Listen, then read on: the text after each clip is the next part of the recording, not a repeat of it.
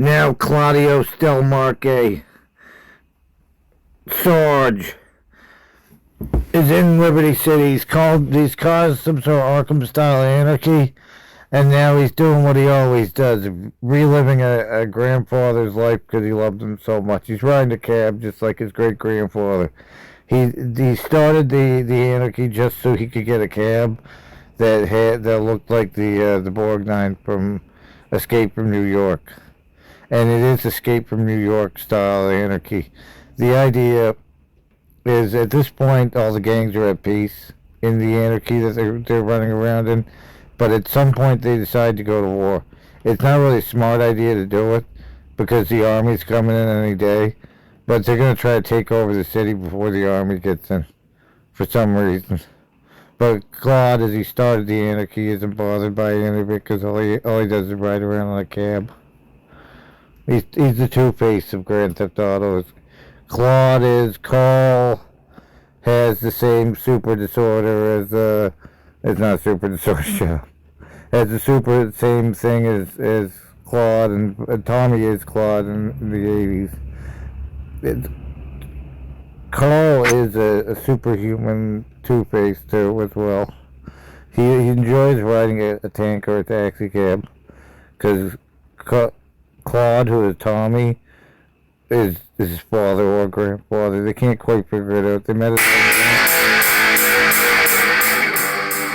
The idea that I have is that Tenpenny's actually Carl's real father, and Claude is Tenpenny's father. When they all got together in the game, they couldn't figure out exactly what was going on, but Claude got invited into the Injustice League just like everybody else.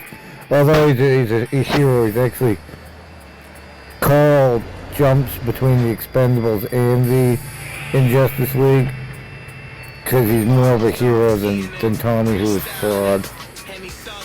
But the idea, the consensus came up that Tenpenny might be his father because Claude knows he's not.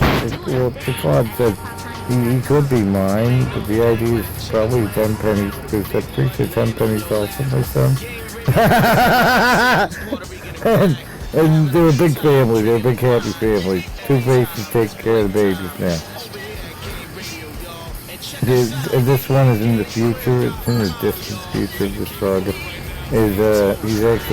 He visits Carl quite often. Carl transitions between, I don't know what Belle Reeve would be in the Expendables verse. He transitions between helping the Expendables and being lost in Belle Reeve for being a criminal. But he's a good guy at heart. Carl's a good guy at heart. The idea is Tommy, who is Claude, has this Two-Face issue where occasionally he goes crazy and goes on a crime spree. Get out of my way! Oh no! Oh, you're back in my way! I need a coffee. Get out of my way. Why are you doing? I'm wearing the glasses. I found my wedding ring.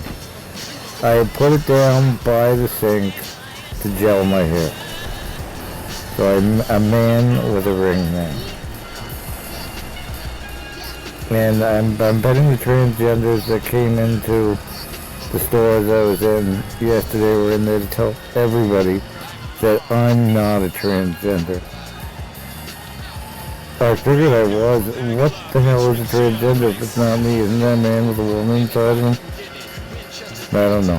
But they came to protest to say it was transgender. I figured that the bad news guys trying to hook me up with a transgender. I got a little worried because this transgender only marries real women. What disorder do you have that causes you to have a woman inside you not being a transgender? I think they can't admit that they turned into a woman fully and just want to stay a woman. It might be too painful to get over it. Be 40 before they put the dick back up. That's the most offensive thing on earth. No! If I'm not a transgender, then what the hell am I? They took it away from me. I was gonna have transgender pride too. I was gonna replace the whole racial thing with transgender. Oh damn it. They jumped into it before I could turn Claude into a transgender superhero. But that was the next step. Because the villainy of the hillbilly had reached proportions that the villain couldn't be a hillbilly anymore. So I was gonna do a thing where the villain was now transgender. And that was his thing. It would just go into the whole mythos that one day Claude found out he was transgender, and then suddenly he was the most transgender man on earth.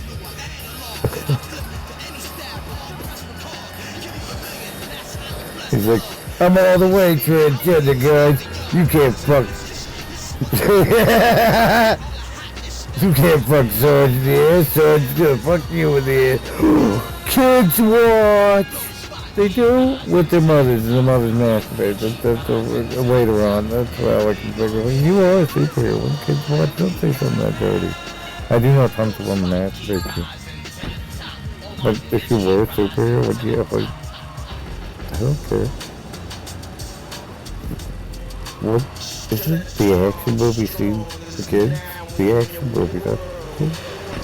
They were the 80s. The 80s kids were able to watch those things. But kids don't watch action movies anymore. They watch superhero movies. I'm assuming the guy in the superhero movies like a children's entertainer that they got really well. And that's the new one. They don't watch action movies anymore.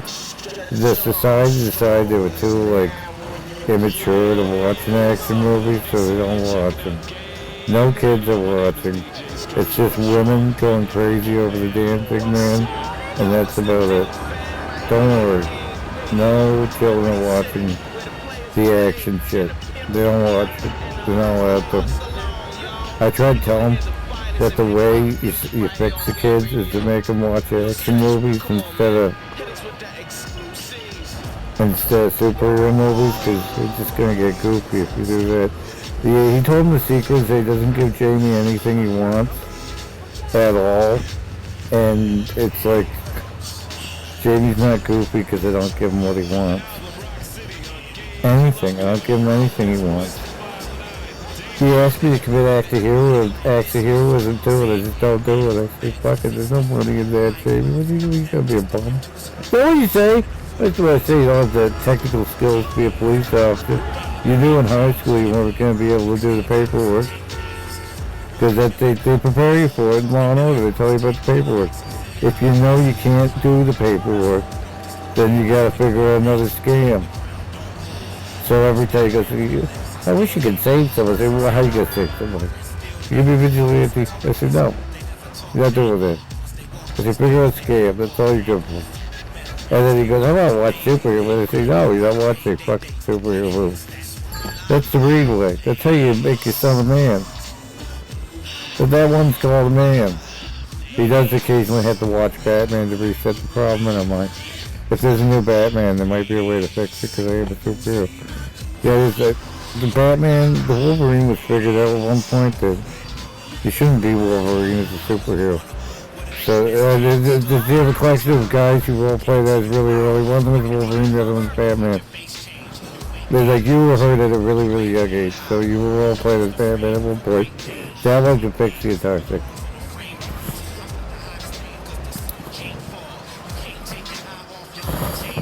So he asked for heroism. I told him, well, the heroism today is crime, and you're gonna have to figure out how to make some money. He asked for superheroes. I say, whoa, I'll put some gangsters in front of you instead of superheroes, and then maybe you figure out how to make some money. You'll fucking dweeb. Did what? Yeah, that's how I've been doing it forever. I fix the whole thing. Danny taught me there's no child media you can watch.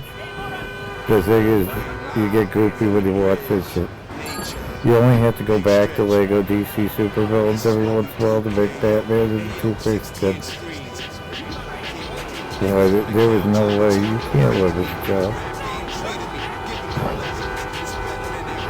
Some insane person today ran his parents killed you. Nope, no one will. No one in the whole world will. You're a child just like all the other children, but you have a fate. Oh, damn it, that your fate is to live in the world and survive. Unlike to have to live with your parents and you can't function. So I wish you were living with. Well, the psychosis was the one that moved you out. I didn't move you out.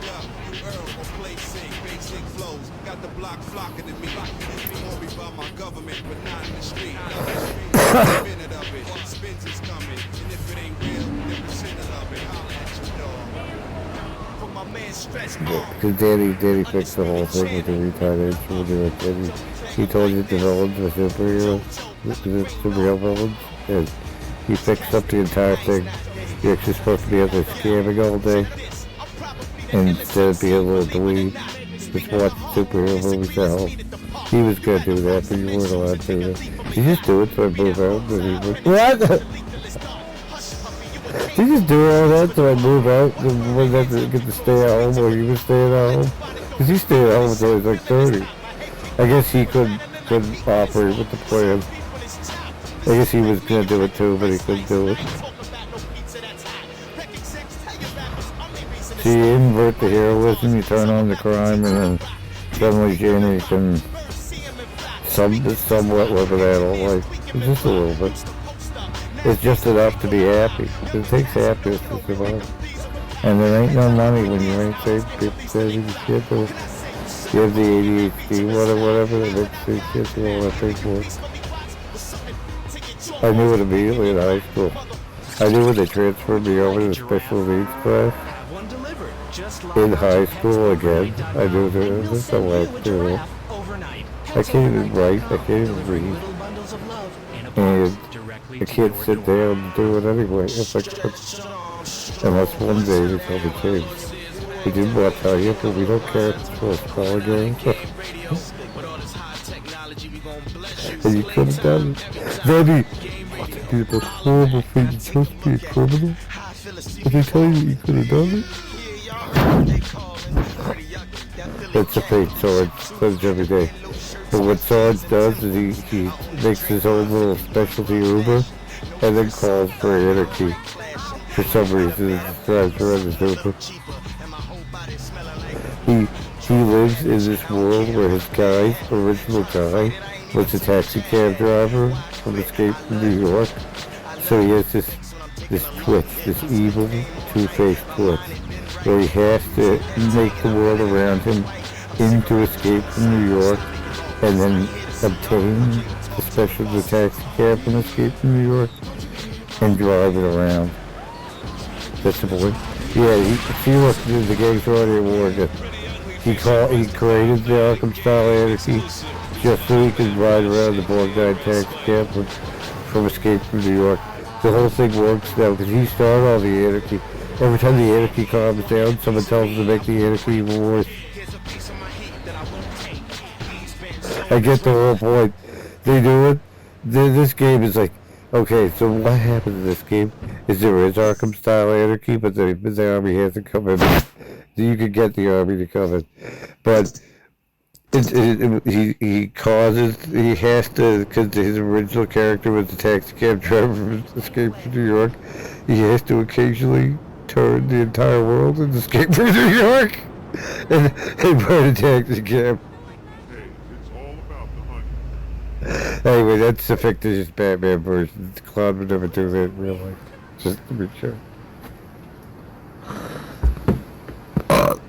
Yeah, I'm gonna have a cigarette.